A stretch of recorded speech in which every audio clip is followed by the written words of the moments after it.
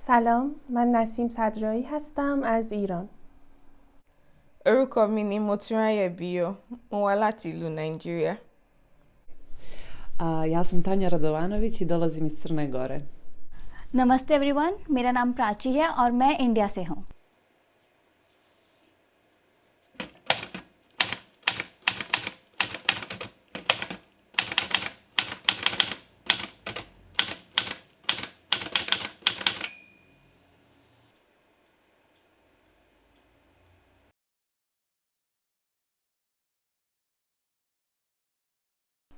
It's been 1 year that I'm living in Italy for continuing my studies in PhD. I'm doing a PhD in environmental engineering and urban planning. I've been here for 3 months in L'Aquila. I'm here studying. I'm on my master's program studying in computer science. My program is actually a combination of software engineering and machine learning, which talks about what I want to do with my life and the future I see for myself. So I actually have a passion for systems, but not just systems, but to make systems usable for humans, which is why I'm in this program, to try to see how technology can be used better to make the lives of humans better in general. I'm Tanja Radovanović and I'm coming from Montenegro, and I've been living in L'Aquila for the last maybe year and a half. I'm here because I've met a guy at a conference in Montenegro who works at University of L'Aquila, and we've had a long distance relationship for a few years, and now we are married. so we live here in the city center of L'Aquila. I'm here in L'Aquila for doing my master's, that is Erasmus Mundus Smart Software Engineering for Green Deal. So I've been working in India for last 2 years, and that's how I got introduced about the sustainability concept of the code. And then later on, when I was thinking to do my master's, then suddenly Erasmus came into my profile and I start researching, and it is the best thing I think I choose. Like if you asked me 2 years back, I can never think that I will be in Italy, but here I am. So yes, so I think I will focus on the sustainability aspect of code, and I think make a better environment for the information technology department for whole world. So I hope I can do it. So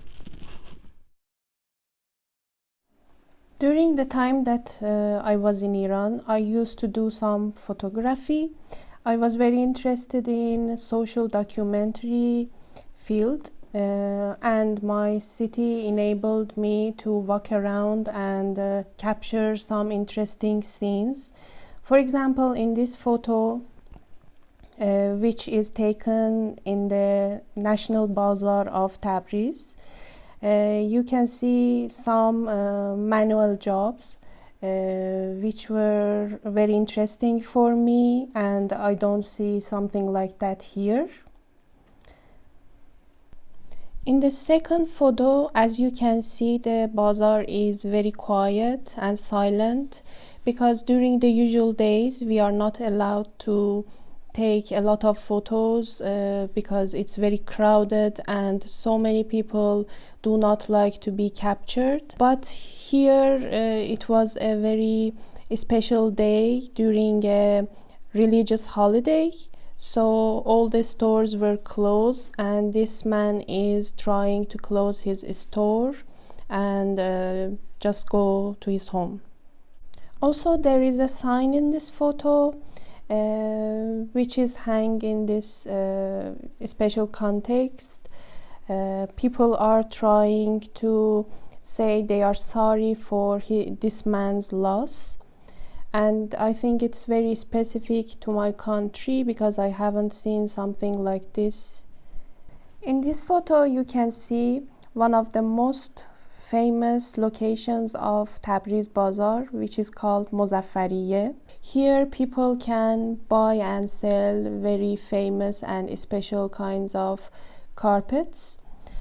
And in this context and all over Bazaar, vehicles are not allowed. So people, as you can see in this photo, try to take stuff on their back or using some trolleys to transfer the goods inside this place. So the dress I'm wearing is actually a fuse of the typical traditional Nigerian dress and the modern Nigeria. So Nigeria is a big country that has been influenced by lots of advances from different countries, and now what we wear is a mixture of the original traditional and the dresses from the external world. So on the dress you see beads, which represent things that you find in our typical attire, and then you see the satin, which is actually something from another country. So infusing this together is what you see in the present day Nigeria, which is where we are in the history of the country. And on my hand is a bead.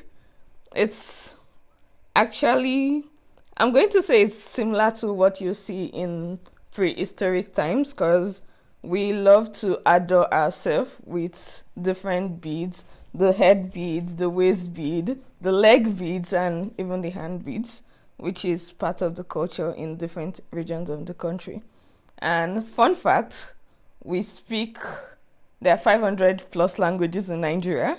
So a place, you can walk 10 kilometers and you see a different culture, which is the beauty of the country in itself.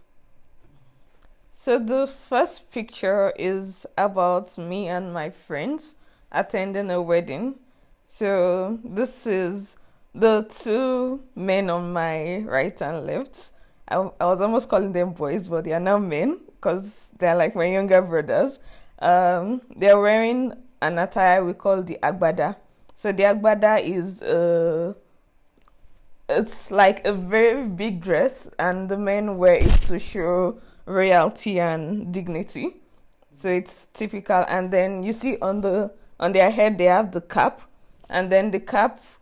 So in Yoruba culture, based on the side you put the cap, it tells the next person if you're married or if you're single, which is really symbolical. And on my own head, I have the ashoke, which is a special woven material that is made by the Yoruba people of Nigeria. On the second picture is the Kainji Dam. So the Kainji Dam is the longest dam that dams the River Niger. And in case you don't know, the River Niger is the longest river in West Africa and the third longest river in the whole of Africa. And it is the main source of water to several countries in the West African region. And it is the major source of electricity for Nigeria. The reason I'm showing it is because I lived 20 kilometers from the Kainji Dam as a child. And it was really symbolic because I had access to not just the dam, but then the lake made by the dam. And the Kainji Lake is the largest man-made lake in the whole of Africa. Yeah. On the third picture is the Olumo Rock. The Olumo Rock is a prehistorical, it's like an historical place for the Yoruba people of Nigeria, because the people that live close to the Olumo Rock are called the people of Abeokuta. So Abeokuta means under the rock. And then they are given that name because before the colonial era, there were lots of war between different tribes. And then the people of Abeokuta would stay under this rock. And when they see their enemies coming, they attack from under the rock. And because of this strategy, they were able to maintain their land for a long period of time. Although these people no longer stay under the rock, because a lot of things have changed, but it's really significant. The rock looks like it's on the land, but you'd never know that there is a cave under, which is really, really cool. On the last picture is my sister. She's a medical doctor, but she's wearing a typical Edo dress. So as I said, we have over 500 tribes in Nigeria, and Edo is one of those tribes. And Edo belongs to the Benin Empire. So the Benin Empire is actually one of the strongest empire in Nigeria before the colonial era. They are popular for making bronze art and really, really cool things. So she's wearing an attire by the Benin. You have some bronze things on your head with several beads, and then they adore the woman so beautifully. For me, so I have a mixed tribe. My dad is Yoruba, but my mom is Edo. So I'm trying to show that in Nigeria we're diverse, and then you can see somebody, but they have different culture that make them up, which makes us adapt to the world better because we understand diversity even from where we come from. So in the first photo that I chose is the mountain of Lovćen. It's in the center of Montenegro, and it's very important for us Montenegrins because on top of that mountain there is the grave and the mausoleum of Njegoš. Njegoš is a very famous poet, writer, and at that time he was also the leader of the country. And during his life, he loved to stay on that mountain because you can see almost the whole country from the peak. And he said that he wanted to be buried there when he dies, which is also very interesting because he died when he was less than 40 years old. So, second is the picture of sunset on the beach of Ada Bojana. It's a very beautiful and famous sandy beach in Montenegro. It's actually a small island completely made out of sand, and it's a nudist island. So it's like a small community. You need to cross the bridge to get there, and everyone needs to be naked. But the sunsets there are the most beautiful that I saw ever anywhere. And the third picture is maybe the most important to me. It's the picture of my grandma. And these pictures took my mom, and my grandma is standing on top of the hill that is very close to her old village. And on top of that hill there is an old communist monument with the names of all of the victims of that village. And there are written 3 of her older brothers and also her father that died in the Second World War. So to me it's a very important photo. So I'm wearing my Indian traditional anarkali suit, that is dupatta and that is anarkali suit. It has the 8 differences you can see. I'm wearing Indian jewelry. You can see big earrings and the ring and the bangles. This is bindi, and that's represent the spiritual power and the elongation of the energy inside the body. So it's typically worn by Indian women, and they have different colors. So basically, if you are wearing red bindi, it represents the marital status in the women's. But we basically wear bindis according to our outfit match. And yes, so that is my typical Indian outfit. Whenever there's a festival, a gathering, we try to wear it like that so we can feel like queen and just enjoy the environment. So the first picture I chose is of my big family. But we are 6 members in my family, like my grandparents, my parents, and I have a younger brother, and we all live in one home. But we in India, we have a concept of joint families. If we have maybe 5 children, we all live together until we are not married, or even after we are married until we are not dying.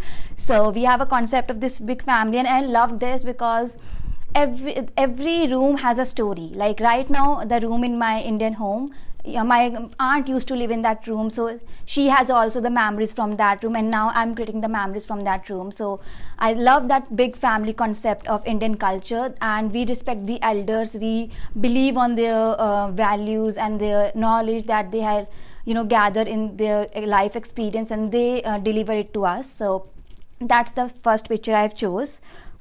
Second picture is of Indian festivals. I think whole world knows that we have so many Indian festivals and they are so fun. What I love about the Indian festivals are like we have maybe 100 of festivals, but each festival has a meaning. We have a festival to celebrate the relationship between a brother and a sister. We have a festival to celebrate relationship between mother and children, and husband and wife, and the arrival of the monsoon, arrival of the new season, arrival of removing darkness from our life. So we celebrate each and every aspect of our life, and that's how we enjoy our life and believe that we should share this with everything. The picture you can see is we have lot of miniatures, clay miniatures that we are using to decorate our homes, and the basic festival is the Diwali, that is festival of lights. We are also lighting up the oil lamps that we call diya. It is the clay lamps, we put oil and cotton, and then that's how we light up. So it's a kind of 3-day festival, and the festival of lights, and we celebrate to remove darkness from our lives and the arrival of new beginning. We pray together on this day. We pray for Lord Ganesha, that signifies the new beginnings, and Lord Goddess Lakshmi, that is the goddess of money, to get the prosperity in our life. Third picture, and what I'm describing is the Indian costumes. As you can see, I love wearing Indian costumes, and I feel like personally, I think no one can beat me when I'm wearing some Indian clothes. So the picture I'm wearing is a lehenga. We have like same outfit, big skirt and heavy embroidery. So India textile has so many aspects. We follow the tribal cultures and the block printing and kalamkari, and that's what I love, that we try to focus on the local artisans and promote them. So that's what I love, like we have so many kind of embroideries, and it took hours of the handworks, but we believe on our outfits. And the next, I'm wearing the typical Indian sari that I guess everyone knows about. So in that sari we have a pallu, and that is filled with the kalamkari print. So kalamkari print is a block printing, and that is describing the tribal actions and basically earth actions, like about the sand and about the monuments that we have. So yes, that's why I love Indian costumes. We have every costume for every festival. So yeah. Stay anonima. Stay anonima. No. Stay anonima. Stay anonima.